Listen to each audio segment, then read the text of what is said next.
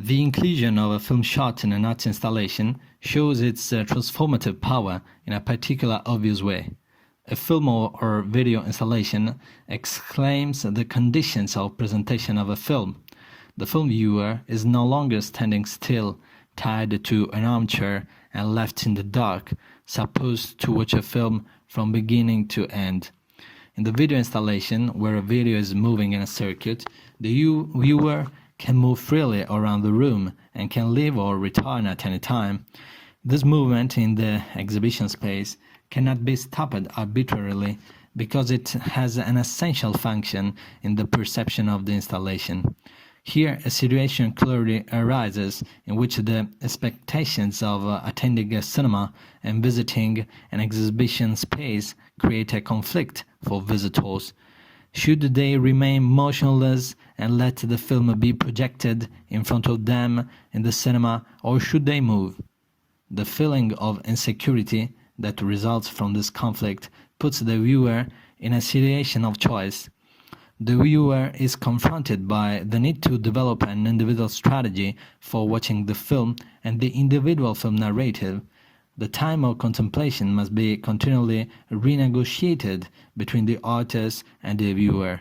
This shows very clearly that a film is radically, essentially altered by being put under the conditions of an installation. If it is the same copy, the film becomes a different original.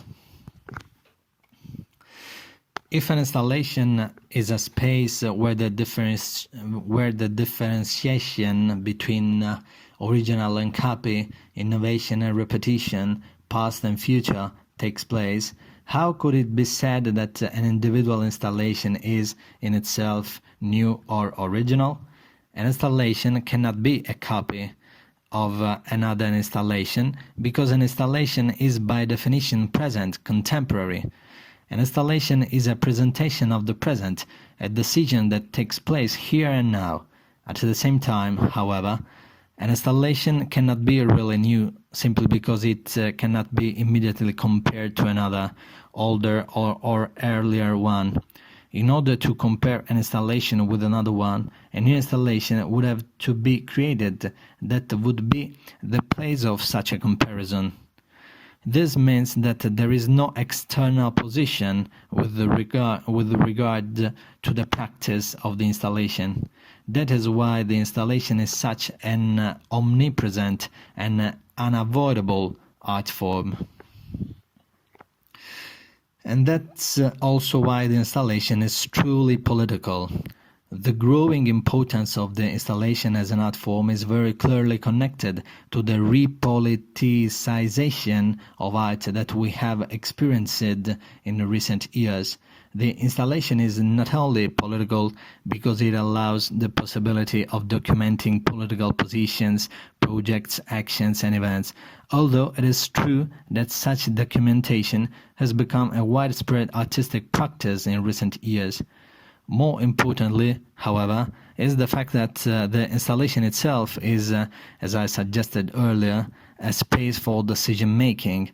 First of all, decisions related to the differentiation between the new and the old, the traditional and the innovative. In the 19th century, Søren Kierkegaard discussed the difference between the old and the new, using the figure of Jesus Christ as an example. Kierkegaard observed that for a viewer who was a contemporary of Jesus Christ, it would have been impossible to recognize a new God in Christ, precisely because he did not seem new. Rather, he initially seemed like any other ordinary human being at that historical moment. In other words, an objective viewer of that time, confronted with the figure of Christ, would find no visible or concrete difference between Christ and an ordinary human being, a visible difference that might suggest that Christ was not simply a man, but also a God.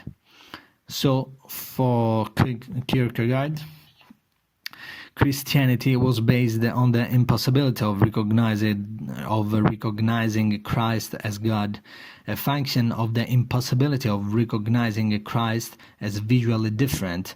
Just by looking at Christ, it was not possible to decide whether he was a copy or an original, an ordinary human being or a God.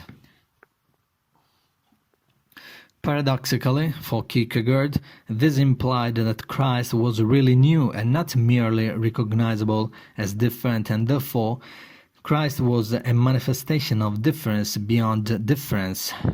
It could be said that, according to Kierkegaard, Christ was ready-made among the gods, just as Duchamp's chamber pot was ready-made among the works of art. In both cases, the context decides the novelty. In both cases, it is not possible to rely on an established and institutional context, but rather to create something new as an artistic or theological installation that allows a decision to be made and articulated. The differentiation between the new and the old, the repetitive and the original, the conservative and the progressive, the traditional and the liberal is not, therefore, only a game of differentiations among many others. Rather, it is as a crucial differentiation that shapes all other political and religious options of modernity. Modern political vocabulary shows this very clearly. Contemporary art installations aim to present the scenario, context and strategy of that differentiation as it takes place here and now. This is indeed what can be called genuinely contemporary. But how does the contemporary installation relate to the recent controversy between modern and postmodern art practices?